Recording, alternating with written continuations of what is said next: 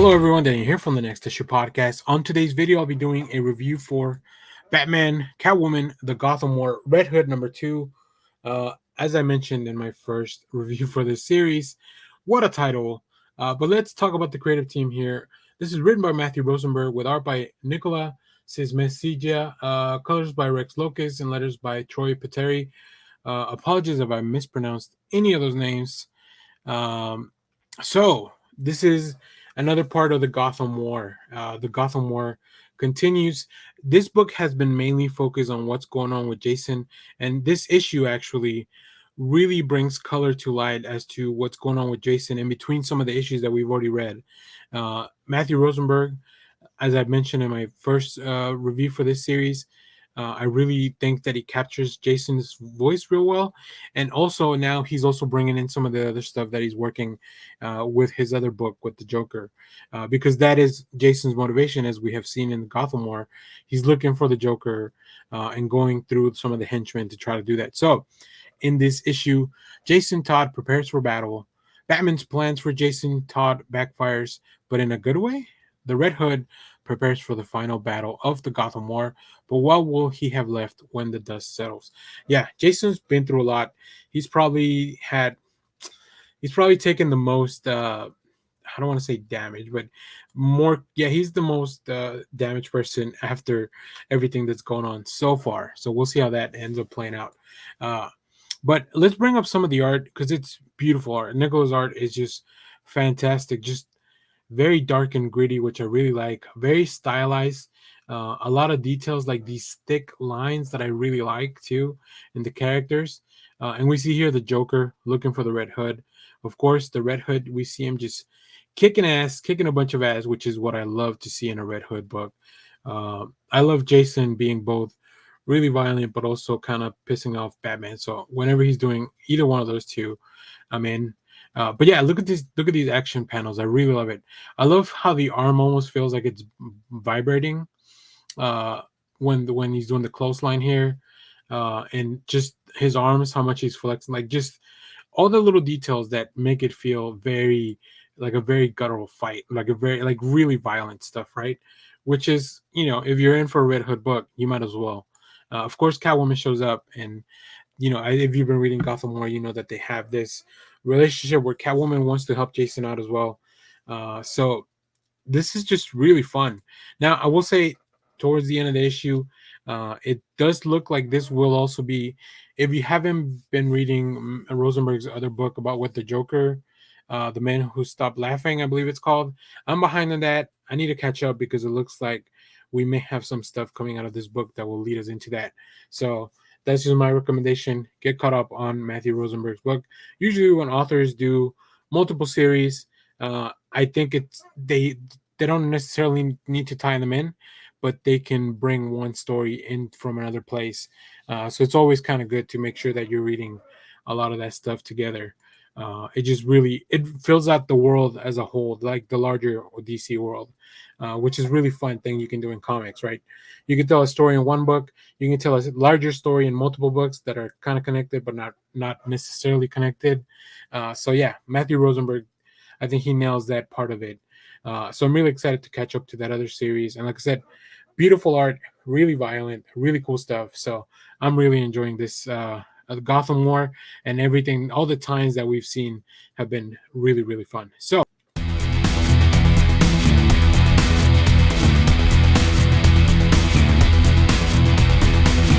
hello, everyone. Dan here from the Next Issue Podcast. On today's video, I'll be doing a review for Alan Scott, The Green Lantern #1.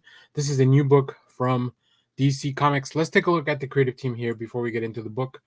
As you can see, the creative team is kind of woven into the first page, but this book is written by Tim Sheridan with art by Cian Turmey, Matt Herms on colors, letters by Lucas Gattoni. Now, we have been seeing a lot of these series coming out of the Justice Society pages. So we're getting a lot of that, which is really cool. I love the Justice Society. I think they have some really interesting characters, some characters that have been really updated to reflect them in more modern times and kind of retell their stories in a very interesting way. So in this issue, a powerful tale of Alan Scott's early days as a Green Lantern. Alan Scott's early days as Green Lantern are seen in a new light. The Green Lantern is the most powerful member of the JSA, beloved by all of America, but his personal life is a well kept secret. This is a story about love and fear, and most of all, about the courage to stand up to that fear. Alan Scott's past is the key to his future when the Red Lantern appears, ready to strike down the mighty Green Lantern.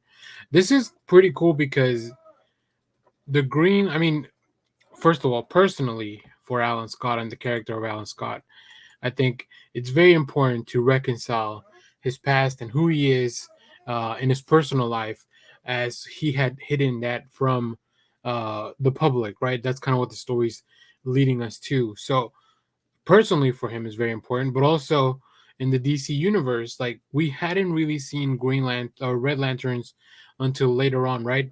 Alan Scott is a Green Lantern, but not like the rest of the Green Lanterns. His power is derived from something different. I mean, it's still from a lantern, but it's still very different from like the Green Lanterns that come from the Guardians of Oa. Um, so it's really cool to kind of also explore all that stuff. I think Tim Sheridan is setting up a really interesting story on both fronts because it's really interesting to see, first of all, Alan Scott work with the government, work as part of the JSA. He has this attitude of like being this loner, but then when some things come to light, which you'll see some of that in the preview pages, I think that's what leads to a very interesting story.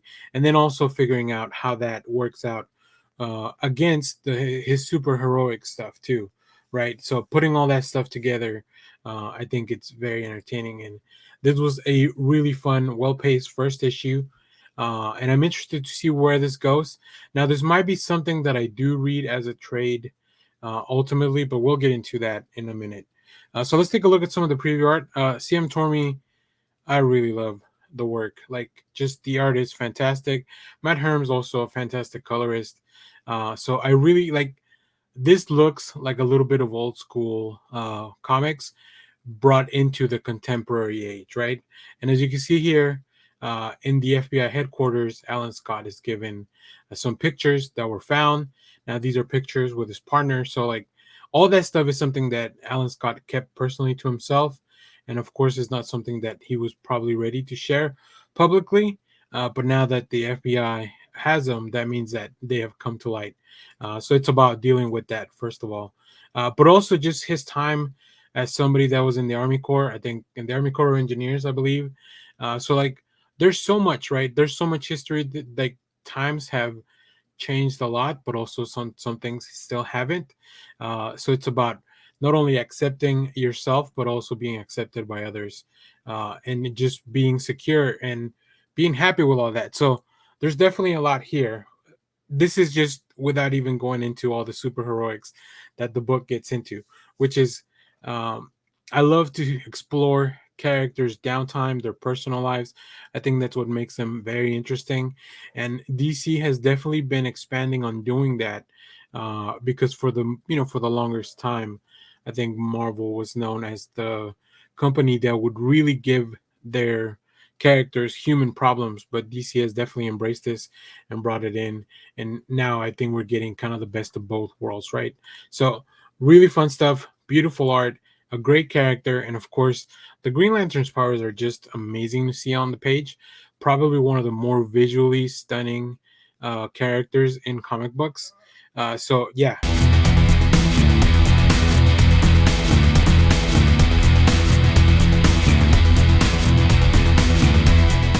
Hello, everyone. Daniel here from the Next Issue Podcast. On today's video, I'll be doing a review for Wonder Woman #2. This is a new book from DC Comics, written by Tom King with art by Daniel St. Pierre, colors by Tommy Moret, and letters by Clayton Cowles. Now, in this week, we have another book as well called Amazon's Attack #1. This issue has a prologue for that, as you can see in the cover. So make sure to read this before you go into that. It's not necessary reading, but I think it adds a little bit more fun to the world of that. So, and there's a review for Amazon's Attack on the channel. If it's not out yet, it will be out on the same day as this drops. So make sure to go look for that. But let's talk about this specific issue. In this issue, King and Sampier's epic new take on Wonder Woman continues. An army of one. Now a wanted fugitive, Wonder Woman readies herself for battle against Commander Steel and his soldiers, her former love, Steve Trevor, being one of them. What could this face off mean for her position in the world of heroes? Will it further her quest for the truth about the rogue Amazon or end in bloodshed? Find out as this demigoddess takes on an entire army, plus the prelude to Amazon's attack. So I've already talked about the prelude, so we'll just focus on the main Wonder Woman issue. Um, this was fantastic. Like, I really like the premise of the whole book. Like, Wonder Woman's kind of enemy of the state now, right? And the government is throwing everything at her, and you'll see that in this book. If you thought they escalated things quickly in the last issue, this issue takes it even further. Of course, the inclusion of Steve Trevor adds an emotional beat to the story, and I think that's very well done here by Tom Taylor. We'll talk about the art in a second, but yeah, man, this issue, um, Tom Taylor manages to parallel two different events in Wonder Woman's life and just kind of weave them together because thematically they are very similar as to what's going on.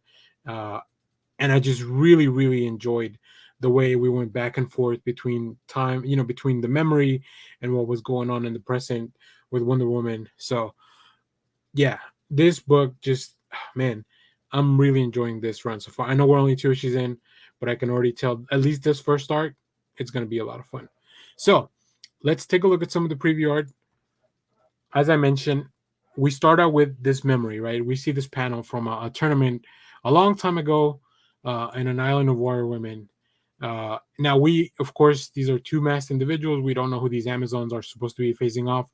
But via context, I just assume one of them is Diana, the one wearing the more Wonder Woman like outfit. And you could tell that by the parallel panels here that we see as she faces up against Steve Trevor. They're gonna have a conversation. They're gonna talk. Um, I think Tom King really captures the voice of Wonder Woman very well. At least this version of her, where she is the enemy of the state, she has to worry about that. And then Daniel St. Pierre's art is just beautiful, like fantastic. I love um, the expressions, or is some of them the lack of, like, Steve Trevor wearing the hat, hiding his face because probably he's a little bit ashamed of what he's doing, but he is just working for the government. He's doing his job, and he can't even face Wonder Woman at this time. Also, the designs of the Amazon armor in the flashback are really, really cool. I just love that gladiatorial Coliseum type of feel. Really fun stuff in the comics for sure. And yeah, we continue with both paralleling the stories. If you read the dialogue between Steve Trevor and this other Amazon, they're both trying to just get under Diana, like trying to get her to do something, trying to get her to act like someone who she is not, right? And in the last panel, she says, "No one should try to tell me who I am. Like, I am Wonder Woman," and that's just badass. And and we have the image of them walking away again because they were not successful at talking Wonder Woman out of the insanity that she's about to do. Um, and this is just the beginning of the issue. Like I said, Wonder Woman takes on probably her biggest challenge with the army, and it is just an insane, just so many action things that happen. So much stuff is being thrown at her, but also just that story that continues in the background, that memory of that fight with the Amazon in the Coliseum at these games. Like, oh man, just really, really fun stuff. Um, yeah, this is an action-packed series that's also still very much filled with the political intrigue of everything that's going on with the U.S. and the governments and the way they're treating Amazons. We still have the mystery of this Amazon that who killed all those people at the bar. We still don't know who she is. So there's so much that's still left out there for us to grab onto. So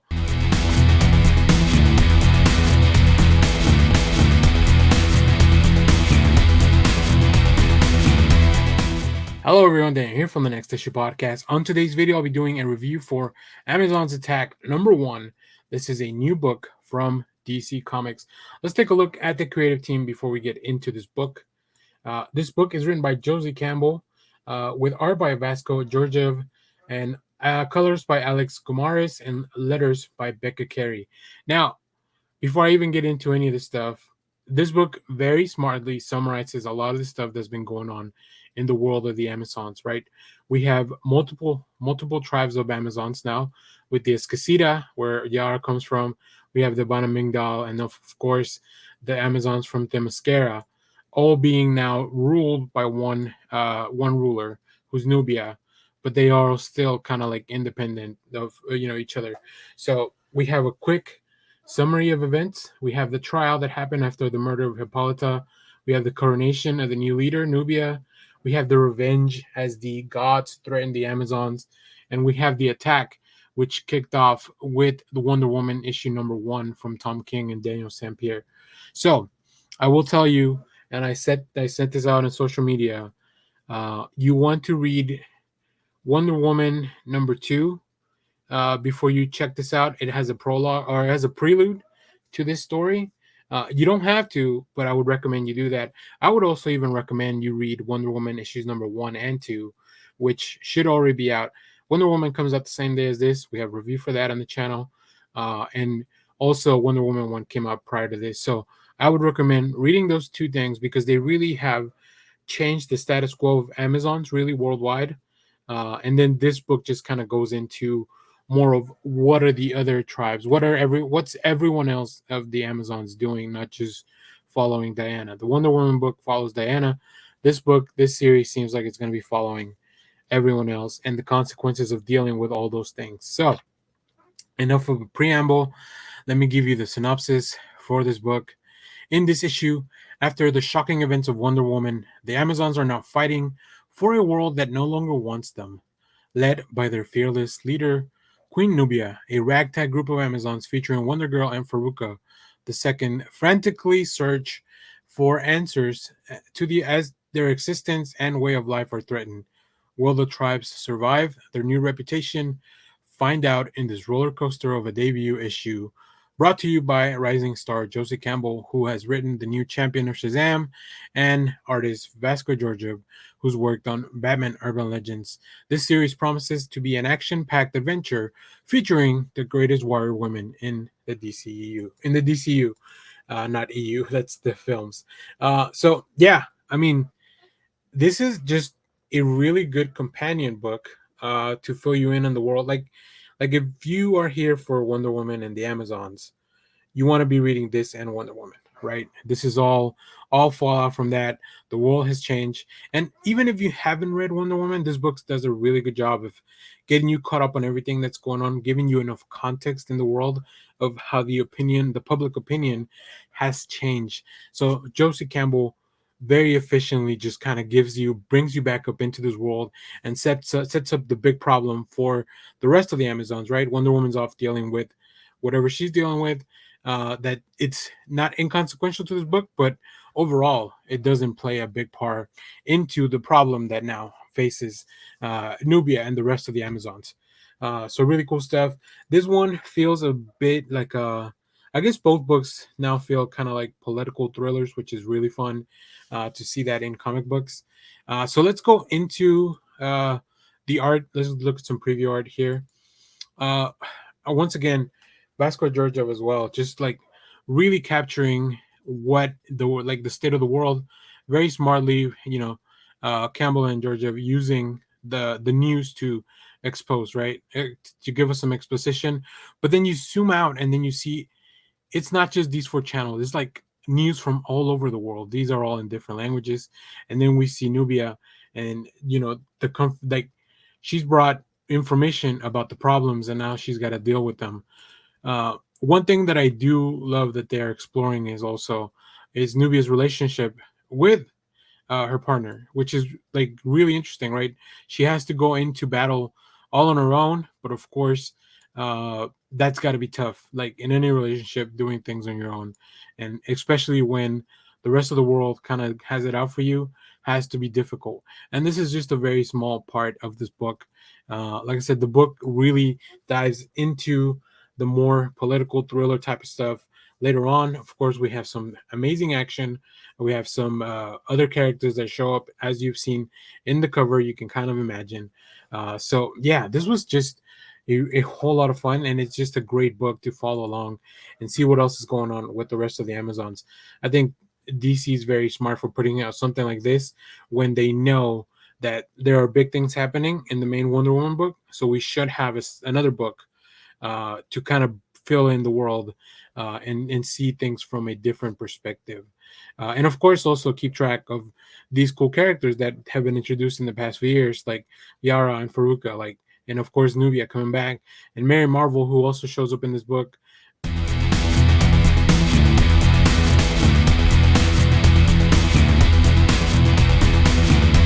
Hello everyone, Dan here from the Next Issue Podcast. On today's video, I'll be doing a review for Action Comics 1058. This is a new book from DC Comics. Before we get into the main story, let's talk about some of the new stories that we have featured in the back of the book. First, we have Secret Identity Part 1 by Jin Liu Yang, with art by Victor Bogdanovich, colors by Mike Spicer. This features the return of the Superman of China. Now, we've seen him in intertwined in the main story of Action Comics, but we have another story now in the back of this issue that is a standalone Superman of China story. I don't even want to go into any details to avoid any spoilers because I think it's really interesting to go in, uh, how this will change the relationship with the super family. We also have Panic at the Parade. This is written by Greg Hand and with art by Travis Mercer, colors by Andrew Dalhouse. This features an old character from Superman. I won't even go into details, and the twins. That one's kind of more of a fun romp at the parade, as you would with the characters that are involved. So that was really fun. Now let's talk about the larger story here. We have New Worlds Part 2. This is the ongoing storyline that kicked off with the last issue. This issue is written by Philip Kennedy Johnson with art by Rafa Sandoval, colors by Matt Herms, and letters by Dave Sharp. Dave Sharp actually letters all three of the stories. That's why I hadn't mentioned they letter um, in this issue when the mysterious young Nora Stone drains Superman's strength and unleashes an imposter tyrant Superman of Metropolis. In his place, a powerless Clark Kent is forced to face the monster alone. But who is Nora Stone, and can Clark protect his identity while fighting this impossible battle? Uh, yeah, I mean, after the events of the last issue, Superman had lost his powers. There was this new Superman that has stolen that power from him. The Nora Stone, who is revealed to be the leader of this Blue Earth movement, is out there and has all the machinations are in place. This was a really great to kick off the start of the story. Like, um, I'm so impressed by the way that the fight folds out at the beginning between Clark, who has lost most of his powers, and this new Superman who has stolen those powers. And I think Fellow Kennedy Johnson does a fantastic job of showing that Superman and Clark are more than just the powers that are given. He is a complete being. He has his intellect. There's so much more than just the powers that he gets from the sun. So let's take a look at some of the preview art because Rafa Sandoval is doing some outstanding work. Really cool sequences. I love these shots of you're showing Clark being at a great disadvantage here, and also kind of this is what other people feel like when Superman um, when they run into Superman and they're trying to fight him. I think that's a really cool shot on the first page. And of course, we have a lot of action happening, really cool panel layouts that just allow the action to flow through and the story to keep moving forward. Big sound effects because these are punches from Superman onto Clark, who, like I said, has lost most of his powers, but he may be down, but he's not out yet. And this is where his intellect comes into play, because along with Superman's powers come everything, right? Not just his super strength, his invulnerability, his flight, but all the other little powers that Clark has managed to fine tune throughout the years. Also, Clark has the resources of the super core that Lex has kind of left in place for him. So it is such a fantastic story. And this is just the beginning of what's going on in this issue. By the end of the issue, we get a really fun, really cool reveal, which is it feels a little bit of a throwback. So I like that Philip Kennedy Johnson is exploring new avenues for Superman, while still bringing in some of those little, like some of that history that we know from the past. So it is very accessible to readers old and new, and I think everyone will get something different out of it. So I really, really enjoyed this issue. I'm really enjoying the story. We haven't even touched really on what the full purpose of the Blue Earth and what Nora Stone is really after. But if we get any more, like if we get action and then little bits of this mystery as we go through this arc, I'm gonna be very satisfied. And this might be one of the, one of the runs that I just kind of recommend to people if they want to read some cool Superman stories. So if you have read this book, let me know what you thought about it down in the comments. As always, stay tuned. We have more comic reviews, trailer reactions, TV recaps, all that fun stuff here in the channel. Thanks for watching, everyone. Bye bye.